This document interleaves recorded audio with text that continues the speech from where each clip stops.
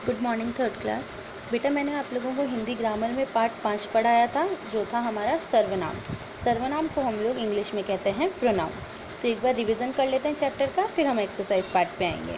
देखो, हमने पढ़ा था हिरण्यकश्यप नामक एक अत्यंत अभिमानी और क्रूर राजा था। वह स्वयं को भगवान मानता था। तो अब देखो यहाँ पर बात किसकी हो रही है? हिरण्यकश्यप की हो रही है। ठीक है, तो यहाँ पर तो हमने क्या लिखा कि हिरण्यकश्यप नाम का एक अत्यंत अभिमानी और क्रूर राजा था। फिर देखो यहाँ पर मैं दोबारा हिरण्यकश्यप लिखने की जगह मैंने क्या लिखा? वह स्वयं को भगवान मानता था। उसका पुत्र प्रहलाद था। किसका पुत्र? हिरण्यकश्यप का पुत्र। तो देखो हिरण्यकश्यप के लिए एक बार तो मैंने वह लिखा, फिर मैंने उसका लिखा। वह भगवान विष्णु का परम भक्त था। वह अपने पिता को भगवान नहीं मानता था। उसके पिता ने उसे समझाने के बहुत प्रयास किए, परंतु वह नहीं माना। फिर उसने उसे मारने के लिए अनेक प्रयत्न किए, परंतु वह हर बार बच गया। तो देखो ये बार बार हिरण्यकश्यप के लिए हमने क्या लिखा? कभी उसका, कभी वह, कभी अपने, कभी उसे। ठीक है, बार बार हमने संज्ञा शब्द लिखने की जगह हमने ये वर्ड्स लिखे। ठीक है, और ये वर्ड्स क्या कहलाते हैं? ये सर्वनाम कहलाते हैं। वह, उसका, अपने, उसे, ये सब क्या है? ये सर्वनाम है। और सर्वनाम का इस्तेमाल हम किसकी जगह पर करते हैं? संज्ञा के स्थान पर। ठीक है, जैसे हिरण्यकश्यप क्या था? ये एक संज्ञा था, और संज्ञा के स्थान पर हम जिन शब्दों का प्रयोग करते हैं उन्हें हम सर्वनाम कहते हैं। ठीक है, ये देखिए सर्वनाम की डेफिनेशन। जिन शब्दों का प्रयोग संज्ञा के स्थान पर होता है वह सर्वनाम शब्द होते हैं। जैसे कि हमने इस पैराग्राफ में पढ़ा कि हिरण्यकश्यप की जगह हमने ये सर्वनाम लगाए जो रेड कलर में लिखे हुए हैं ना, ये। ठीक है, तो हिरण्यकश्यप क्या था? संज्ञा था, और संज्ञा के स्थान पर हमने सर्वनाम लगाए थे।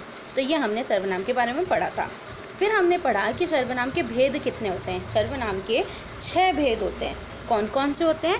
पुरुषवाचक सर्वनाम, निश्चयवाचक सर्वनाम, अनिश्चयवाचक सर्वनाम, संबंधवाचक सर्वनाम, प्रश्नवाचक सर्वनाम और निजवाचक सर्वनाम।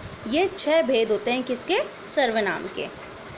आगे देखिए, अपने लिए हम लोग कौन कौन सा सर्वनाम का इस्तेमाल करते हैं? अपने लिए मैं, हम, मेरा, हमारा, मुझे आदि का प्रयोग करते हैं।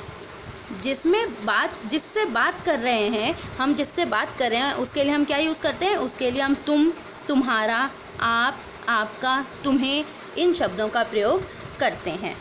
और जिसके बारे में और जिसके लिए बात की जाती है उसके लिए हम वह, उसे, उनका, वह, उन्होंने, इन शब्दों का प्रयोग करते हैं। प्रश्न करने के लिए हम कौन कौन से शब्द यूज़ करते हैं? कौन, कोई, क्या, कहाँ, ये प्रश्नवाचक हो गया।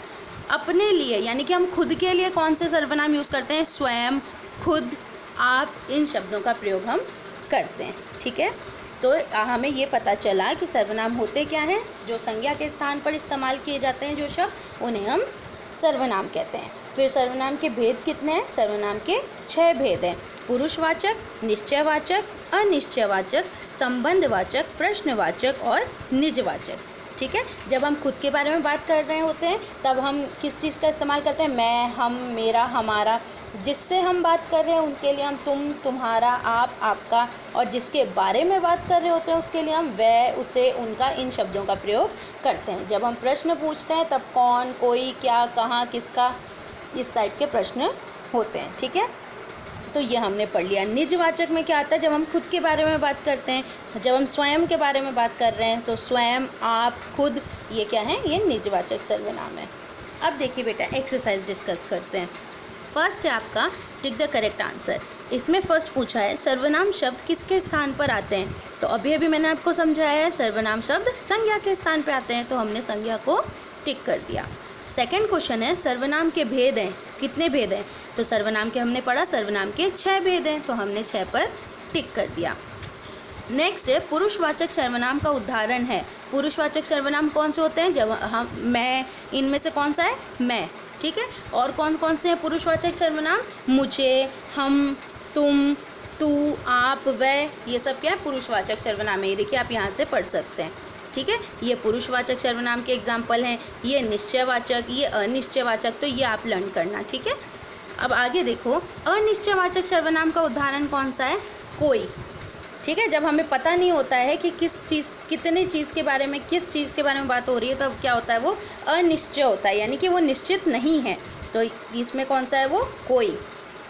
निजवाचक सर्वनाम का उदाहरण क्या है, तो मैंने आपको बताया था निजवाचक मतलब जब हम खुद के बारे में बात कर रहे हैं, तो स्वयं। ठीक है। नेक्स्ट देखिए, ये तो हो गया टिक द करेक्ट आंसर। अब है आपका प्रश्न उत्तर। तो ये रहा आपके प्रश्न उत्तर। फर्स्ट क्वेश्चन आपसे पूछा है सर्वनाम किसे कहते हैं, तो हमने लिखा संज्ञा के स्थान पर प्रयोग किए जाने वाले शब्द सर्वनाम कहलाते हैं। सेकंड क्वेश्चन है सर्वनाम के कितने भेद हैं, तो हमने लिखा सर्वनाम के 6 भेद हैं। थर्ड क्वेश्चन है 5 सर्वनाम शब्द लिखिए, तो यहाँ पे 5 सर्वनाम शब्द लिख दिए, मैं, हम, तुम, कौन, आप। नेक्स्ट है 3 निजवाचक सर्वनाम शब्द लिखिए, तो हमने निजवाचक सर्वनाम शब्द लिख दिए, स्वयं, खुद या फिर आप। ठीक है। तो ये हो गया आपके प्रश्न उत्तर। फिर देखिए आपके हैं फिलिंग द ब्लैंक्स। डैश आज खेलने नहीं जाऊंगा, तो यहाँ कौन सा सर्वनाम आएगा, मैं आज खेलने नहीं जाऊंगा। सेकंड है शायद डैश आ रहा है, तो हमने क्या लिखा, शायद वह आ रहा है। फिर है अपना काम डैश करना चाहिए, तो हमने लिखा अपना काम खुद करना चाहिए या फिर स्वयं करना चाहिए। नेक्स्ट है तुम डैश पत्र लिख रहे हो, तो हमने लिखा तुम उसे पत्र लिख रहे हो। नेक्स्ट है डैश कल बाज़ार जाएंगे, तो हमने क्या लिखा, हम कल बाज़ार जाएंगे। ठीक है। तो ये आप करेंगे। उसके बाद देखिए आपको इन सर्वनाम शब्दों से वाक्य बनाने थे, तो ये वाक्य मैंने आप लोगों के लिए बना दिए हैं। आप चाहें तो अपने खुद के वाक्य भी बना सकते हैं। ठीक है। और यहाँ पर देखो 5th वाले में आपको कहा गया है कि सर्वनाम के 5 आपको उदाहरण लिखने थे कि भाई निश्चयवाचक के 5 बताइए, संबंधवाचक के 5 बताइए, प्रश्नवाचक में कौन कौन से आते हैं वो 5 बताइए। तो ये भी हमने आपके लिए कर दिया है, तो ये भी आप कर लेंगे। तो बेटा आपको एज अ होमवर्क अपने नोटबुक में ये पूरी एक्सरसाइज 1 से लेकर पूरी यहाँ तक की एक्सरसाइज आपको अपने बुक में और आपको अपने नोटबुक में दोनों में करनी है।